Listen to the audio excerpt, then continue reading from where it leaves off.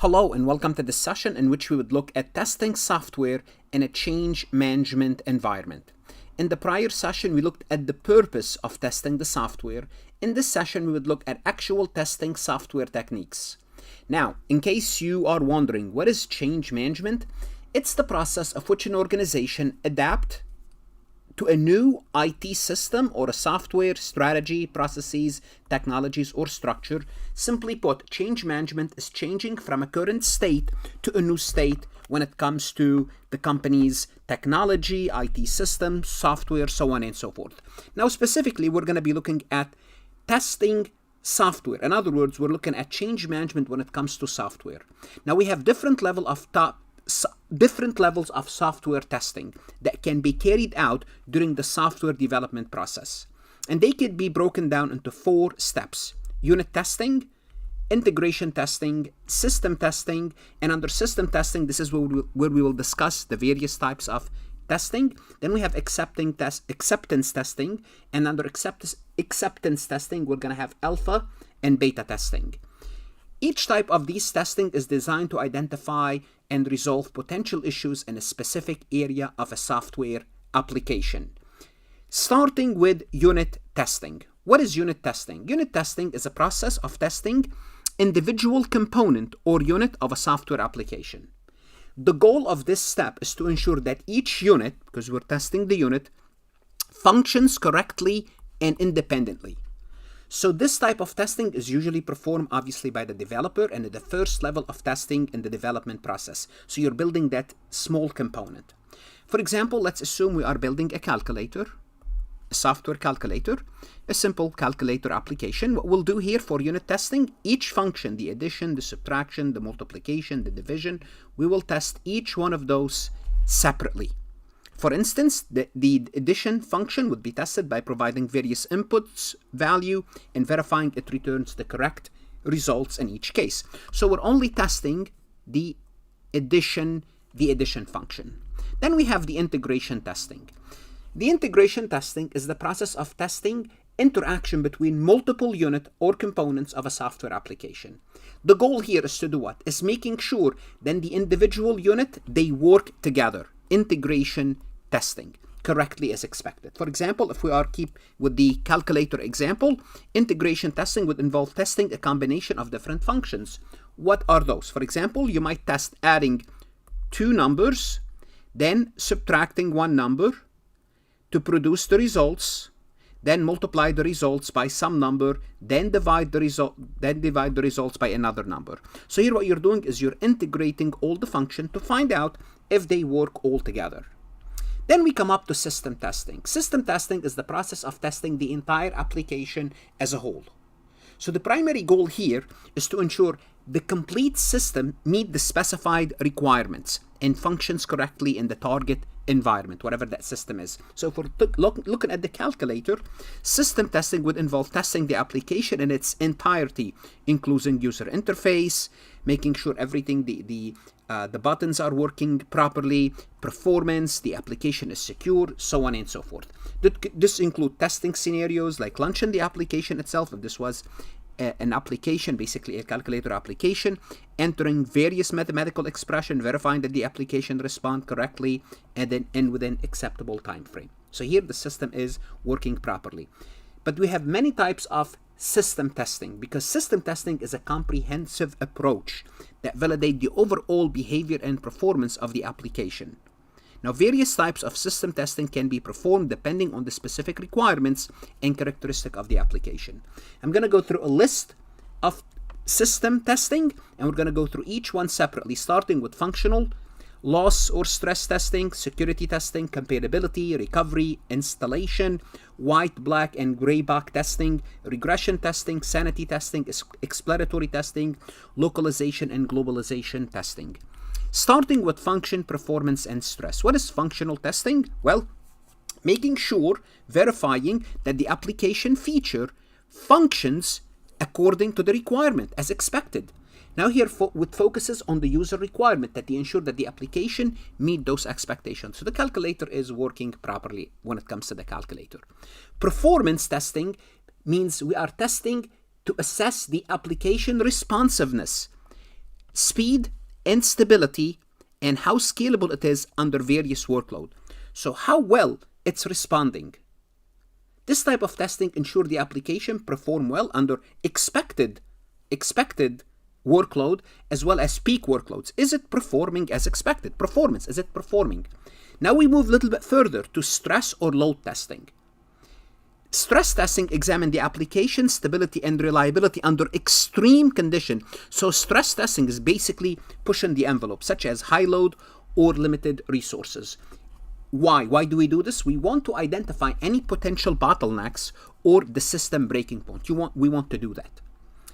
We could move to usability, security, and capability. Usability, basically usability testing focuses on how user-friendliness the application, how friendly it is, ensuring that the user interface is intuitive, easy to use, and visually appealing. You open the website, you open the application, it's easy to look at, it's easy to navigate. And here we help identify areas of improvement in user experience, making sure the colors matches, they're easy on the eyes, so on and so forth.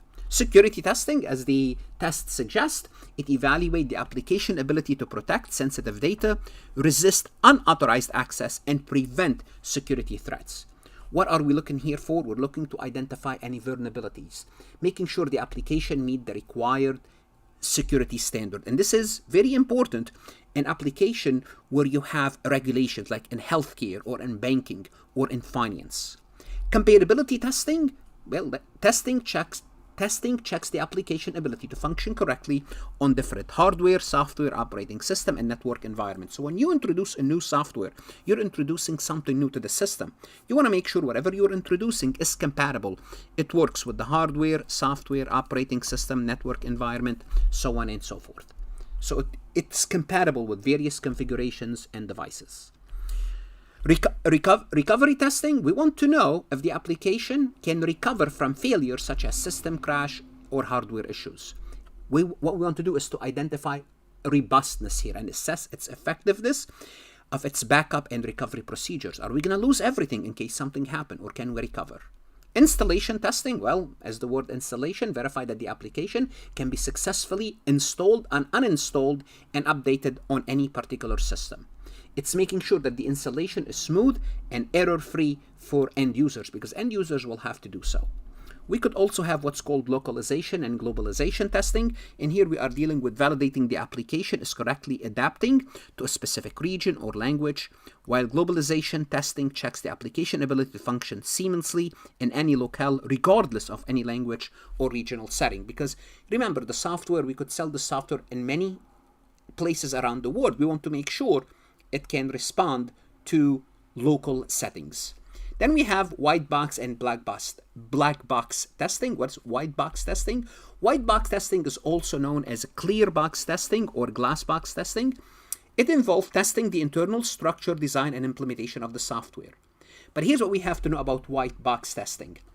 The tester, whoever's making this test, usually the developers, they know the system inside out. They know the source code, and they know the logic of it. They know the data flow, and they know the control structure.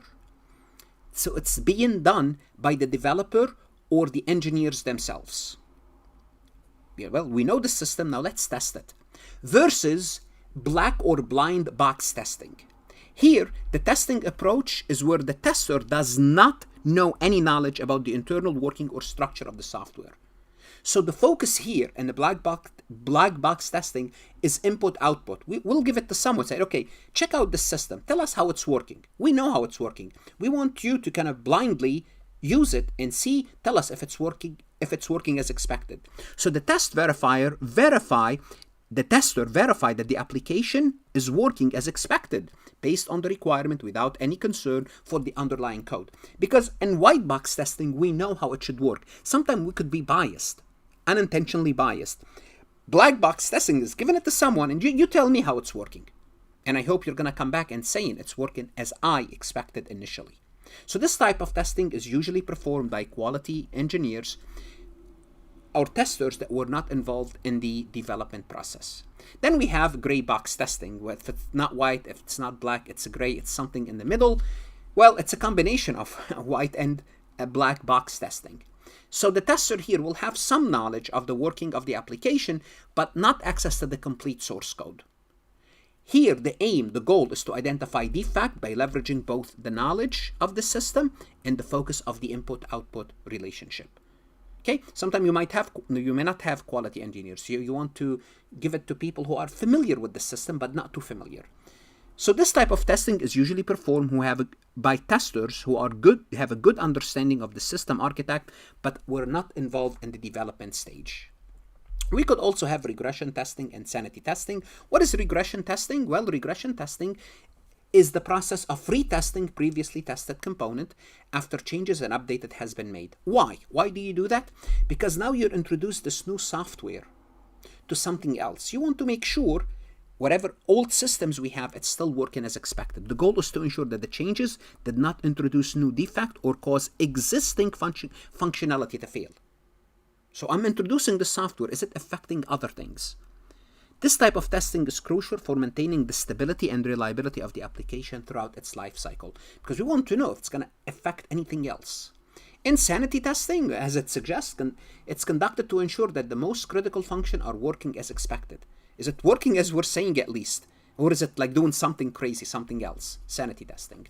We could also have security and exploratory testing. Again, we talked about security.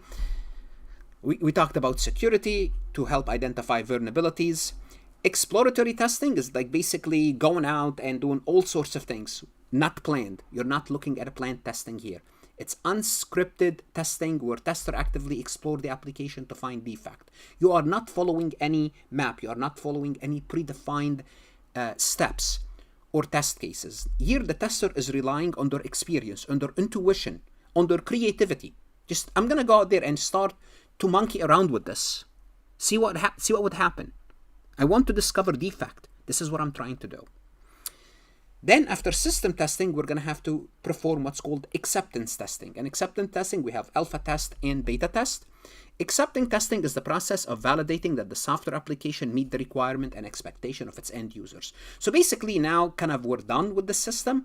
Alpha testing, we're going to do alpha testing first, then beta testing next. Alpha testing is testing the system before it's released. So now the system is ready, but we have not released it to a larger audience, to the outside. Usually it's conducted by the development team or selected group within the company. So the primary goal of this is to try to figure out if we have any major issues, any bugs, any usability problem before the software is released to its beta version, to beta testing, which we'll talk about beta testing in a moment. Obviously, beta comes after alpha. So the application is tested in a controlled environment, and the development team is closely involved in monitoring the process. Here we could use various techniques: manual testing, automated testing, exploratory testing. We want to just use it as much as possible, trying to figure out, are we going to find any issues, bugs, usability as we are going through this exploratory testing to ensure the application meet the specified requirement and it's ready for the next stage of testing, which is beta testing. And I'm pretty sure you saw this many times in the past where you would see an application, it says it's in beta testing phase. What is a beta testing phase? It means we're releasing it for you to give us some feedback. We want you to test it. You are lucky that you are testing this, because maybe sometimes what they do with beta, they just release it to selected outside group. So it's a user testing, but it's carried after alpha, and it's only released to selected group or external users or customers.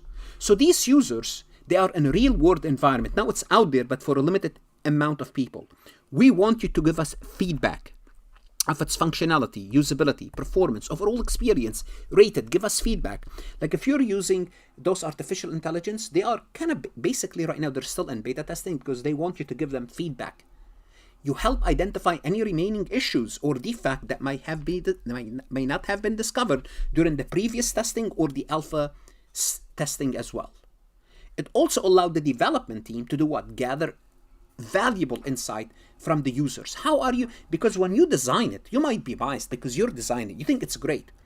Wait until you release it, then really get the feedback, which will help us do what? When we have this feedback, help us improve the final application before its final release, and the beta testing is removed from this whole process. Well, let's take a look at a multiple choice questions to see how this information is tested. A company is developing an e-commerce website and want to test the site's ability to handle large simultaneous users during peak shopping period. What type of test are we looking to do here? Okay, well, let's take a look at the one that we don't think it's the right answer. Okay, for example, I would eliminate usability. I would eliminate this. Why? Because usability, it focuses on the friendliness of the application, friendliness of the website, of the e-commerce website. It has nothing to do with its performance. Okay, usability is important, but it's not dealing with the peak shopping demand. So I can take A out. I can also take D out, regression testing. Why? Because what does regression deals with? Well, regression is retesting the component to find out, is it now affecting any other component? Does it have any effect on the other component? It's important, but that's not dealing with performance during the peak hours. Is retesting previously tested component after changes or updated has been made and ensure that the changes do not introduce new defect or cause existing functionality to fail, existing system to fail. I'm down to 50-50. Is it load testing or is it stress testing? And here, they are both they both could be right, but you need to know the difference between load testing and stress testing. Okay? Well, I hope you know that stress testing examine the application, examine the website, stability and reliability, not under peak shopping. Peak, it means the top. Under extreme performance, this is when you introduce the stress component. It's extreme or high load and you have limited resources. So I would say stress is not. The answer is B. B, you are dealing with what? You are dealing with peak shopping center. Well, each website, you are expected to face peak shopping centers. A peak shopping period, not centers. Peak shopping period, for example, during Christmas, during Black Friday, you are expected to see an unusual number of users. But you should be able to handle this. The load testing, can it handle the load testing? Stress, it's even beyond the load testing. So you have to understand stress testing is above and beyond. It's extreme conditions. We're not dealing with extreme conditions. Peak shopping, you want peak shopping. It's basically all the way to the top, but the system is expected to handle. This is when you do load testing. What should you do now? Go to Farhat Lectures and look at additional MCQs like those with detailed explanation. That's going to help you do what? Learn these topics better. Invest in yourself. Invest in your career. Good luck, study hard, and stay safe.